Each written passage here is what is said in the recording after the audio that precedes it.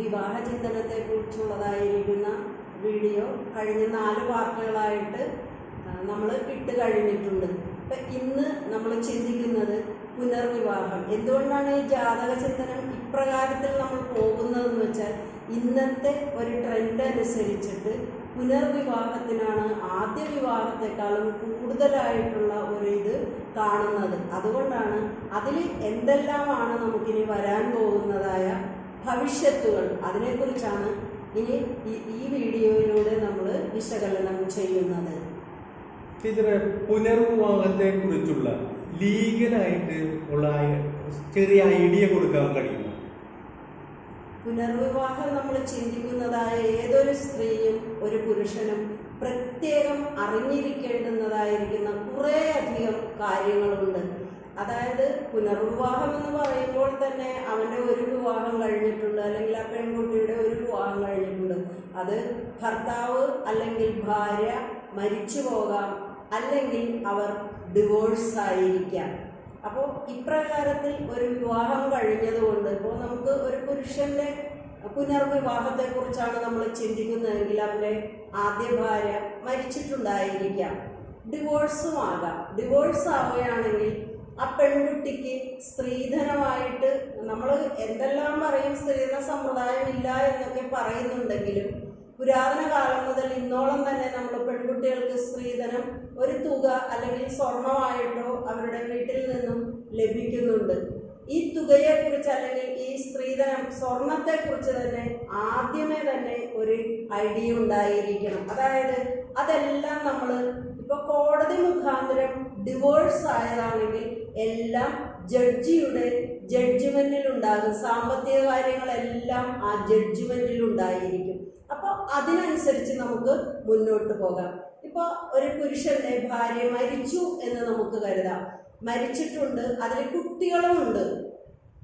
കുട്ടികളുണ്ടായിരിക്കാം, അല്ലെങ്കിൽ കുട്ടികൾ ഇല്ലായിരിക്കാം. പക്ഷെ തീർച്ചയായിട്ടും ആ പെൺകുട്ടിയുടെ വീട്ടിൽ നിന്നും ആ പെൺകുട്ടിക്ക് കൊടുത്തിട്ടുള്ളതായിരിക്കുന്ന എല്ലാ വസ്തുവകകളും എന്ന് പറഞ്ഞാൽ പണമായിട്ടോ സ്വർണമായിട്ടോ മറ്റ് പല ഉപാധികളിലൂടെയും കൊടുത്തിട്ടുണ്ടെങ്കിൽ തീർച്ചയായിട്ടും ആ പെൺകുട്ടിയുടെ അച്ഛനമ്മ അല്ലെങ്കിൽ സഹോദരൻ, അവരെ തീർച്ചയായിട്ടും നമ്മൾ ആ പുരുഷൻ അല്ലെങ്കിൽ ആ പുരുഷന്റെ വീട്ടുകാർ അതിൻ്റേതായിരിക്കുന്ന കറക്റ്റായിരിക്കുന്ന കണക്കുകൾ ബോധിപ്പിക്കേണ്ടതാണ്. അത് കണക്ക് നമ്മൾ ചുമ്മാ പറഞ്ഞാൽ പോരാ.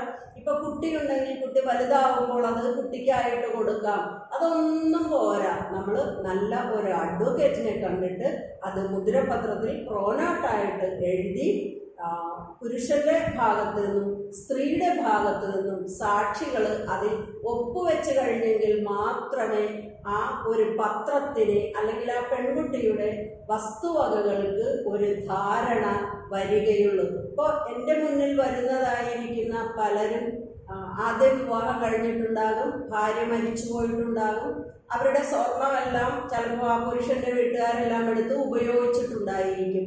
പിന്നീട് അതിനെക്കുറിച്ച് ആ സ്ത്രീയുടെ വീട്ടുകാർ വളരെയധികം വേവലാതിപ്പെടുന്നതും അത് കേസിലേക്ക് വരെ കലാശിച്ച് ആ കേസിലെത്തിയിട്ട് പിന്നെ ജഡ്ജി വിധി പറയേണ്ടുന്നതായിരിക്കുന്ന ഒരു അവസ്ഥയിലേക്ക് വരെ കാര്യങ്ങൾ എത്തിപ്പോകും. ഡിവോഴ്സ് ആണെങ്കിൽ തീർച്ചയായിട്ടും അത് കോടതി വ്യവഹാരത്തിലൂടെ അതെല്ലാം നമുക്ക് ഓക്കെ ആയിട്ട് കിട്ടുന്നതായിരിക്കും. ജ്യോതിഷപ്രകാരം പുനർവിവാഹത്തിന് ഏത് ഭാവം കൊണ്ടാണ് നമ്മൾ കണക്കാക്കേണ്ടത്? പുനർവിവാഹം ചിന്തിക്കുമ്പോഴെപ്പോഴും നമ്മൾ ആദ്യ വിവാഹമാണെങ്കിൽ മാത്രമേ നമുക്ക് 7-8 ഭാവത്തിന് കൂടുതൽ, പിന്നെ കഴിഞ്ഞ വീഡിയോകളിലെല്ലാം ഞാൻ പറഞ്ഞിട്ടുണ്ട്, വ്യാഴേന്ദ്രന്മാർക്ക്, ബുധന്, ശുക്രന്, അങ്ങനെ ശുഭഗ്രഹങ്ങൾക്കെല്ലാം നമുക്ക് കൂടുതൽ സ്വാധീനം കൊടുക്കാൻ പറ്റുകയുള്ളൂ. പക്ഷെ പുനർവിവാഹമാണ് എന്നുണ്ടെങ്കിൽ തീർച്ചയായിട്ടും നമ്മൾ 7-8 അതിനൊന്നും അല്ല പ്രാധാന്യം കൊടുക്കേണ്ടത്. ഒരു പുരുഷന്റെ ജാതകമാണെങ്കിൽ അവൻ്റെ 9ാം ഭാവം, സ്ത്രീയുടെ ജാതകമാണെങ്കിലും 9ാം ഭാവം കൊണ്ട് മാത്രമേ നമ്മൾ പുനർവിവാഹത്തെക്കുറിച്ച് ചിന്തിക്കാൻ പാടുള്ളൂ. അത് എന്തുകൊണ്ടെന്ന് വെച്ചാൽ, ഇപ്പം നിങ്ങൾക്ക് തിരിച്ച് നമ്മളോടൊരു ചോദ്യം ചോദിക്കാം, എന്താണ് അപ്പോൾ വിവാഹം തന്നെയല്ലേ നടക്കുന്നത്, സ്ത്രീയും പുരുഷനും അല്ലേ വരുന്നത്? അപ്പോൾ അതിനൊരു പ്രത്യേകത ഉള്ളതെന്ന് വെച്ചിട്ടുണ്ടെങ്കിൽ നമ്മളുടെ 9 കൊണ്ട് നമ്മളുടെ ഭാഗ്യരാശിയും കൂടിയാണ്. നമ്മൾക്ക് ഇപ്പോൾ ഒരു വിവാഹം എന്ന് പറയുന്നത് ഒരു പുരുഷന്റെ ജീവിതത്തിലെ ഏറ്റവും വലിയ ഒരു ഭാഗ്യമായിട്ടാണ് നമ്മൾ കാണുന്നത്. നമ്മൾക്കിപ്പോൾ നല്ല ജോലി കിട്ടുക, നല്ല വിദ്യാഭ്യാസം കിട്ടുക, നമ്മൾ നല്ലൊരു വീട് വയ്ക്കുക, ഇതുപോലെ തന്നെയാണ് നമ്മൾക്ക് കുടുംബജീവിതത്തിലേക്ക് നല്ലൊരു ഭാര്യ അല്ലെങ്കിൽ നല്ല ഒരു ഭർത്താവ് കടന്നു വരുന്നത്. അപ്പോൾ അത് നമ്മൾക്ക് നഷ്ടപ്പെട്ട് കഴിഞ്ഞാൽ അപ്പോൾ നമ്മളുടെ ഭാഗ്യത്തിന് അവിടെ എപ്പോഴും കോട്ടമുണ്ടായിരിക്കും. അതുകൊണ്ട് 9ാം ഭാവം എങ്ങനെയായിരിക്കും എന്ന് നോക്കിയിട്ട് മാത്രമേ നമുക്ക് 2ാം വിവാഹത്തെക്കുറിച്ച് നമുക്ക് ചിന്തിക്കാൻ കഴിയുകയുള്ളൂ. ടീച്ചറെ, കുട്ടികളുള്ളവർ പുനർവിവാഹം ചെയ്യാൻ ആഗ്രഹിക്കുന്നവർ അറിഞ്ഞിരിക്കേണ്ട പ്രധാന കാര്യങ്ങൾ എന്തൊക്കെയാണ്? കുട്ടികളുള്ളവർ ഏറ്റവും പ്രധാനമായിട്ട് അറിഞ്ഞിരിക്കേണ്ടത് അവരുടെ പുനർവിവാഹത്തെ കുറിച്ചല്ല. കാരണം വിവാഹം എന്ന് പറയുന്നത് ഒരു കുട്ടിക്കളിയല്ല. സ്ത്രീ പുരുഷന്മാർക്ക് അതൊരു കുട്ടിക്കളിയായിരിക്കും. പക്ഷേ നമുക്ക് ജനിച്ചിരിക്കുന്നതായിരിക്കുന്ന കുഞ്ഞുങ്ങളെ സംബന്ധിച്ചിടത്തോളം അത് ഏറ്റവും വലിയ ഒരു ദുരന്തം കൂടിയാണ്. ഇപ്പോൾ ഒരു പെൺകുട്ടിയെ നമ്മൾ വിവാഹം കഴിഞ്ഞപ്പോൾ അവളുടെ ഭർത്താവ് മരിച്ചു പോകാം, അല്ലെങ്കിൽ ഇപ്പോൾ ആ സ്ത്രീ മരിച്ചു പോകാം. അത് നമ്മൾക്കിപ്പോൾ നമ്മൾ സാധാരണ എല്ലാവരും വിധിയൊക്കെ പറഞ്ഞു, അത് നമുക്ക് തടുക്കാനൊന്നും പറ്റില്ല. അച്ഛനമ്മ ജീവിച്ചിരിക്കുമ്പോഴാണ് ഡിവോഴ്സ് വരുന്നത്, അവർക്ക് കുട്ടികളുണ്ട്. തീർച്ചയായിട്ടും ആ കുട്ടികളുടെ ഒരു സുരക്ഷിതത്വം എന്തായാലും നമ്മൾ സംരക്ഷിച്ചേ പറ്റൂ. അത് എന്തുകൊണ്ടെന്ന് വെച്ചിട്ടുണ്ടെങ്കിൽ ഇപ്പം ഞാൻ സാധാരണ ഇപ്പം നമ്മൾക്ക് അറിയപ്പെടുന്നതായിരിക്കുന്ന പ്രത്യാശാഭവൻ അങ്ങനെയൊക്കെ ഉള്ളതായിരിക്കുന്ന സ്ഥാപനങ്ങളിലെല്ലാം നമ്മൾ സന്ദർശിക്കാറുണ്ട്. അപ്പോൾ അവിടെ ഉള്ളതായിരിക്കുന്ന കൊച്ചുമക്കളെയൊക്കെ നമ്മൾ കാണും. കാരണം ഈ വീഡിയോ കാണുന്ന എല്ലാവരും ഇത് ശ്രദ്ധിക്കണം. കാരണം നമ്മളുടെ ബാല്യത്തിൽ ഇപ്പോൾ അച്ഛനമ്മമാരായിരിക്കാം, മുത്തശ്ശനായിരിക്കാം, അല്ലെങ്കിൽ ആരുമായിരിക്കാം ഈ വീഡിയോ കാണുന്നത്, നമ്മുടെ കുട്ടിക്കാലത്ത് നമുക്കിപ്പോൾ 5 വയസ്സുള്ളപ്പോൾ നമ്മുടെ അച്ഛനും അമ്മയും വേർപിരിഞ്ഞു പോയി, അല്ലെങ്കിൽ അച്ഛൻ വേറൊരു പെണ്ണിനെ വിവാഹം കഴിഞ്ഞു പോയി, അമ്മ വേറൊരാളെ കഴിഞ്ഞു പോയി. ചിലപ്പോൾ ഇവർ ഒളിച്ചോടി പോകുന്നതായ സമ്പ്രദായം ഏറ്റവും വലിയൊരു ട്രെൻഡാണ്. വിവാഹത്തിന് മുൻപുള്ള കുട്ടികളെക്കാളും കൂടുതൽ വിവാഹം കഴിഞ്ഞിട്ടുള്ള ഭാര്യാഭർത്താക്കന്മാരാണ് വേറെ മേച്ചിൽപ്പുറങ്ങളെല്ലാം ചേക്കേറി പോകുന്നത്. അങ്ങനെ വരുമ്പോൾ നിങ്ങൾ ചിന്തിക്കേണ്ടുന്നതായിരിക്കുന്ന ഒരേ ഒരു കാര്യം, നമുക്ക് ജനിച്ചിരിക്കുന്നതായിരിക്കുന്ന മക്കളെക്കുറിച്ച് ഒരു നിമിഷം ആത്മാർത്ഥമായിട്ട് നമ്മൾ ചിന്തിക്കുകയാണെങ്കിൽ നമ്മൾക്ക് പല കാര്യങ്ങളിൽ നിന്ന് നമുക്ക് പിന്തിരിയാൻ കഴിയും. കാരണം ഇപ്പോൾ പല സ്ഥാപനങ്ങളിലും 3 വയസ്സിനും 12 വയസ്സിനും ഉള്ളിലുള്ളതാണ് ചില സ്ഥാപനങ്ങളിൽ. ചിലയിടത്ത് 12 വയസ്സിന് മുകളിലുള്ള കുട്ടികളെയൊക്കെയാണ് എടുക്കുന്നത്. കാരണം അച്ഛൻ ഒരു വഴിക്ക് പോയി, അമ്മ ഒരു വഴിക്ക് പോയി. കുഞ്ഞിനെ ചിലപ്പോൾ അയൽവക്കത്തുള്ള ലോക്കൽ ഗാർഡിയനൊക്കെ ആയിരിക്കും ചിലപ്പോൾ ഈ പ്രത്യാശാഭവൻ അങ്ങനെയൊക്കെയുള്ള സ്ഥാപനങ്ങളിലൊക്കെ കൊണ്ടുപോയി കൊടുക്കുന്നത്. അങ്ങനെ പല കുഞ്ഞുങ്ങളെക്കുറിച്ച് നമ്മൾക്ക് അറിയാവുന്നതാണ്. അപ്പോൾ ഈ കുഞ്ഞുങ്ങളെ ആര് നോക്കും? ഒന്നുകിൽ അച്ഛൻ കുഞ്ഞിൻ്റെ പ്രൊട്ടക്ഷൻ ഏറ്റെടുക്കുക, ഇല്ലെങ്കിൽ അമ്മ കുഞ്ഞിൻ്റെ പ്രൊട്ടക്ഷൻ ഏറ്റെടുക്കുക. ഈ 2 കൂട്ടരും കുഞ്ഞിൻ്റെ എന്നുവെച്ചാൽ കുട്ടി വലുതായി ആ കുട്ടിക്ക് നല്ല വിദ്യാഭ്യാസം, കുട്ടിക്ക് നല്ലൊരു ജോലി, കുട്ടിക്ക് വിവാഹം, ഇതുവരെ തീർച്ചയായിട്ടും ഈ കുഞ്ഞിൻ്റെ നടത്തുവാനുള്ളതായിരിക്കുന്ന ഉത്തരവാദിത്തം അച്ഛനമ്മമാർക്കുള്ളതാണ്.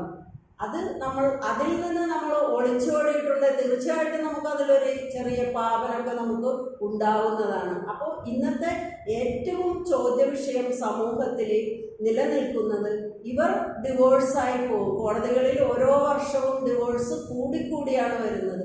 ഇവർ ഡിവോഴ്സായി പോകും, ഇവർ വേറെ കല്യാണവും കഴിച്ചു പോകും. പക്ഷെ ഇവരുടെ നടുവിലുള്ളതായിരിക്കുന്ന കുട്ടിയുടെ സ്ഥിതി എന്ത്? ഈ കുട്ടി എവിടെയാണ് സ്ഥിതി ചെയ്യുന്നത്? ഇപ്പോൾ അമ്മ വേറെ വിവാഹം കഴിക്കുകയാണെങ്കിൽ ആ വരുന്നതായിരിക്കുന്ന ഇപ്പോൾ സെക്കൻഡ് ഫാദർ അത് അന്യരായിരിക്കുന്ന ഒരു പുരുഷനാണ്. ഇപ്പൊ അച്ഛൻ വേറെ വിവാഹം കഴിക്കുമ്പോൾ ആ സെക്കൻഡ് മദറായിട്ട് വരുന്നത് അതും അന്യതായിരിക്കുന്ന ഒരു സ്ത്രീയാണ്.